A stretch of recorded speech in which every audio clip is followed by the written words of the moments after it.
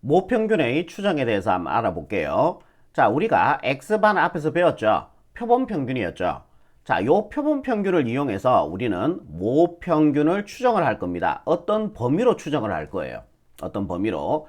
그리고 우리가 책에서 다뤄지는 것은 이 추정에서 다뤄지는 게 신뢰도 95% 추정과 그 다음에 신뢰도 99% 추정. 자, 요 두 가지를 다뤄줄 겁니다. 요 두 가지만 하시면 되는 거예요. 신뢰도 95%, 99% 추정만 다뤄지게 된다. 네, 여기까지. 자, 그러면 우리가 정규분포 곡선을 하나 그려봅시다. 정규분포 곡선. 자, 요렇게 하나 제가 그려볼게요. 정규분포 곡선. 그리고 신뢰도라 하는 거는 넓이를 의미해요. 넓이. 신뢰도는 뭐다? 넓이다. 딱 가운데 점은 자 0이 됩니다. 자, 얘를 제도로 봤을 때요. 그죠? 그러면은 이 넓이가 확률이었잖아. 그지? 그럼 이 전체 넓이가 얼마였어요? 1이었죠. 그럼 1을 100%라고 봤을 때 95%는 0.95가 되는 겁니다. 신뢰도는 뭐다? 넓이다. 그러면은 자, 넓이가 0.95가 되는 딱 그렇게 넓이가 0.9가 되도록 양쪽 끝점을 이렇게 한번 잡아 볼게요. 그럼 요 넓이가 얼마? 0.95가 되도록.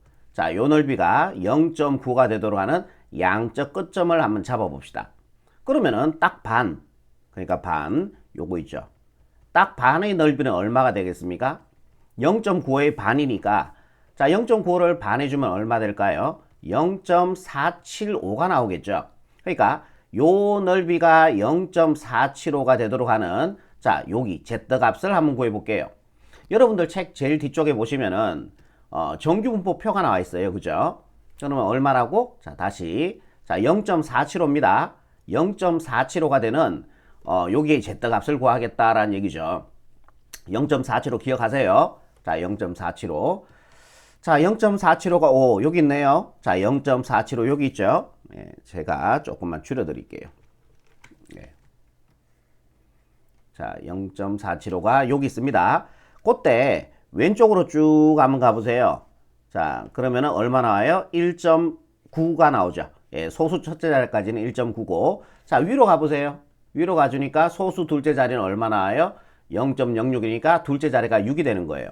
그래서 넓이가 0.475가 되도록 하는 그때의 0에서부터 오른쪽 끝에 Z값이 1.96이 된다는 얘기예요. 그러니까 다시 되돌아서 요 점의 좌표가 얼마가 된다? 1.96이 된다라는 얘기예요. 그럼 여기는 대칭성에 의해서 마이너스 1.96이 된다라는 얘기예요. 잠깐만 다시 키울게요. 자, 여기까지 이해되시죠? 오케이. 자, 그러면은 Z의 범위를 한번 잡아봅시다. Z의 범위는요. 어떻게 된다? 요 범위가 되는 거죠. 마이너스 1.96에서 그 다음에 플러스 1.96 요렇게 됩니다. 자, 요거의 확률이 얼마가 된다? 0.95가 된다. 자, 0.95가 된다라는 얘기예요. 여기다 100 곱해주면 95%가 맞거든요. 오케이. 자, 지금부터 P와 0.9를 계속 쓰려고 하니까 귀찮으니까 자, 요거를 정리를 한번 해볼게. 자, 요렇게 오셔서 자, 얘를 정리를 한번 해볼게요. 이렇게.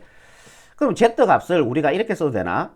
우리가 X바를 이용해서 모평균을 추정하는 거니까 그러면은 X바에다가 우리가 표준화 반대로 한다고 생각하시면 돼요. X바에다가 우리가 표준하는 방법이 평균을 뺐잖아요. 표본평균의 평균은 모평균과 동일하니까 여기다가 M을 빼주면 되는 거야. 그지? 그런 다음에 표본평균의 표준편차로 나눠주면 그게 Z가 되는 거 아니었어요. 그죠? 그럼 표본평균의 표준편차는 우리가 루트 n분의 시그마라고 외우고 있습니다. 그죠? 자, 이렇게 표준해주면 Z가 될 거 아니에요. 얘가 어떻게 된다? 마이너스 1.96, 그 다음에 여기가 1.96이 된다라는 얘기예요. 자, P와 0.9는 따라 쓰지 않겠습니다. 그러면은 여기서 양변을 루트 n분의 시그마씩 곱해줄게요. 그러면 여기다 루트 n분의 시그마 곱해주니까 1.96 곱하기 루트 n분의 시그마가 되겠죠.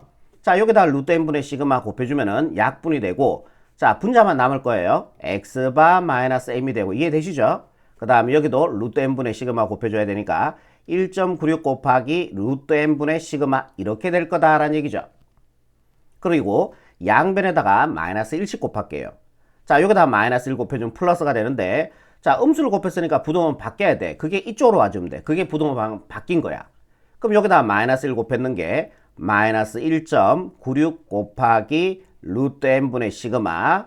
그 다음에 여기다 마이너스 1 곱해주면은 자 마이너스 m은 플러스 m이 되고요. 여기다 마이너스 1 곱해주니까 마이너스 x바가 되겠죠. 자 여기다 마이너스 1 곱해주니까 1.96 곱하기 루트 n분의 시그마 이렇게 될 거다라는 얘기죠. 그 다음에 x바씩 다 더해줄게요.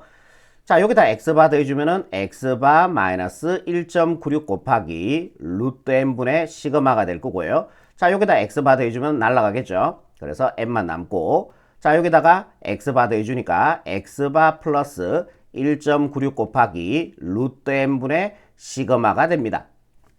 그럼 여기다가 p를 붙이시고요. 얼마가 된다? 자 얘가 0.95가 되는 거죠.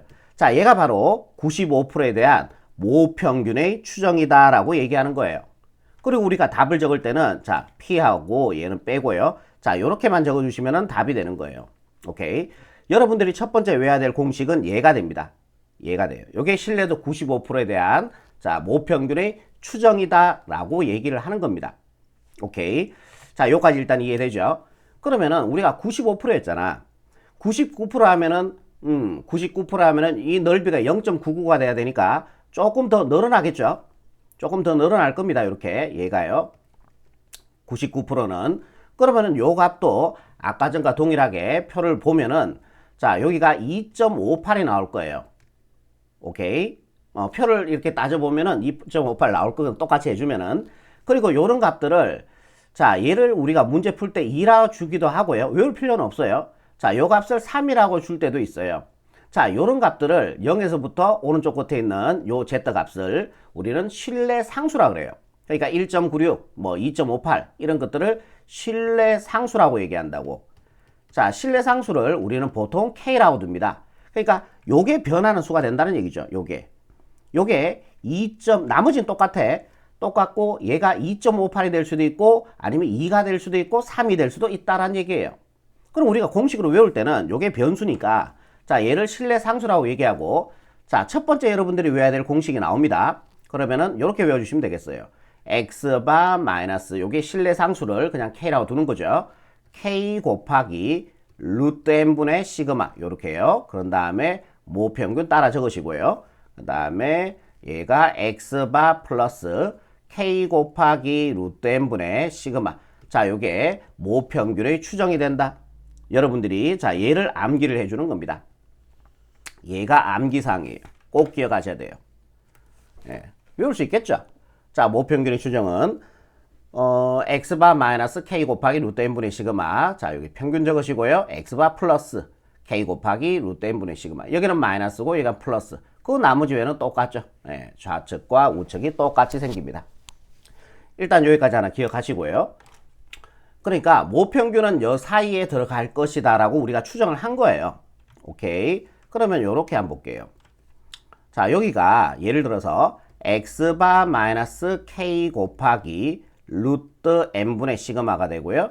자 여기가 k 곱하기 아니다 여기가 x바 마이너스 k 곱하기 루트 n분의 시그마 요렇게 볼게. 자 그래서 요렇게 그러니까 모평균은 요 범위 사이에 들어갈 것이다 라고 지금 추정을 한 거예요. 딱 가운데는 얘의 중점이기 때문에 x바가 되겠죠. 오케이. x바를 이용해서 모평균은 요 사이에 들어갈 것이다 라고 추정을 한 거예요. 그럼 m이 만약에 모평균이 여기 있었어요. 그럼 추정 어떻게 한 거예요? 잘못한 겁니다. 추정을 잘못한 거예요. 그죠? 모평균이 여기 들어가 있으면요. 추정을 제대로 한 거죠. 여기다가 모평균이 들어갔을 때 우리는 이 추정을 제대로 했다라는 얘기예요. 무슨 말인지 이해되시죠? 오케이.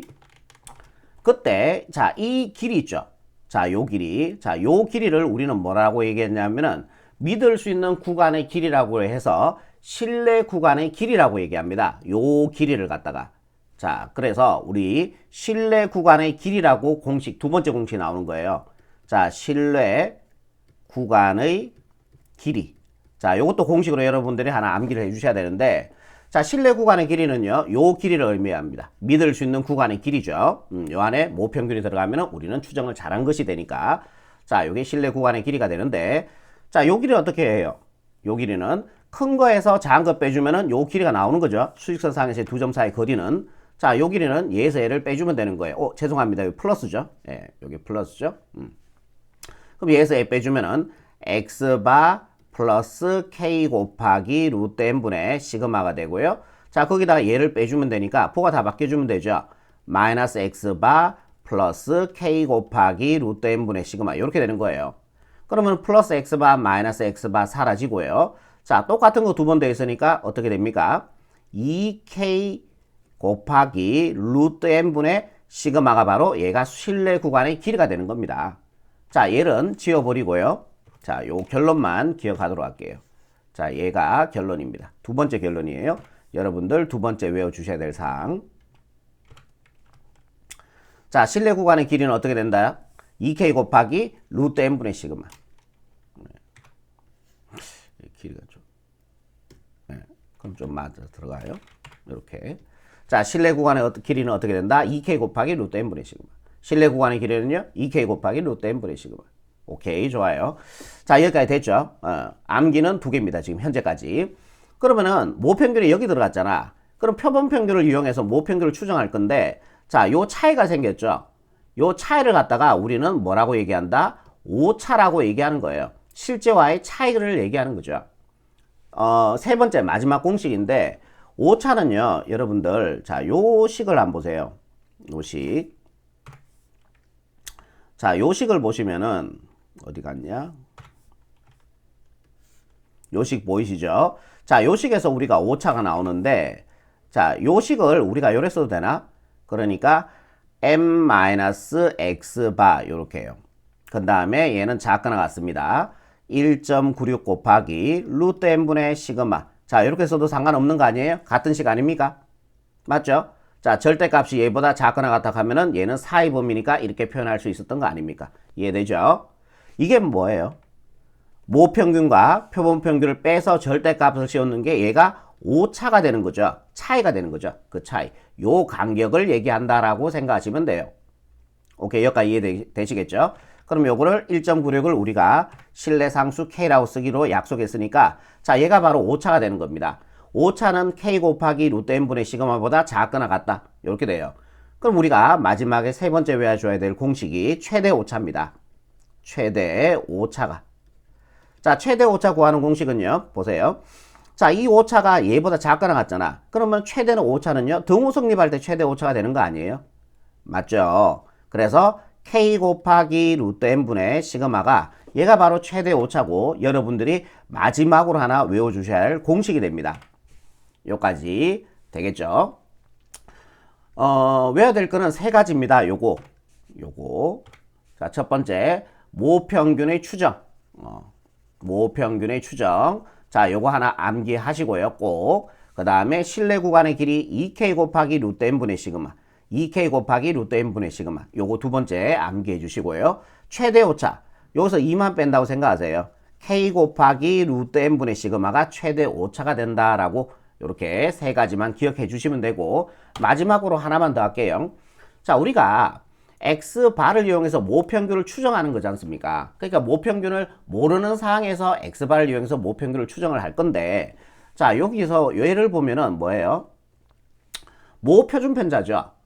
표준편자 구하려고 하면은 분산을 구해야 되고, 분산을 구하기 위해서는 평균을 구해야 되잖아. 모평균을 구해야 돼. 그지? 그런데 모평균을 추정해. 모르는 상황에서 모평균을 추정하는 건데, 당연히 모표준편자도 모르겠죠. 오케이? 자, 그래서 얘를 안 주는 경우들이 있어요. 문제에서. 그러면 우리가 어떻게 해주면 되냐면은, 자, 모표준편자를 모를 때는요, 모 X바, 표본표준편자, 표준편자를 S라고 쓰는 거거든? 그러면 얘를 S로 대체해도 상관이 없습니다. 아시겠죠? 모표준편자를 모를 때는 표본표준편차로 대체를 해도 상관이 없다. 자, 여기까지만 여러분들이 기억해 주시면은 문제 푸는데 크게 지장이 없을 것 같습니다. 수고하셨습니다.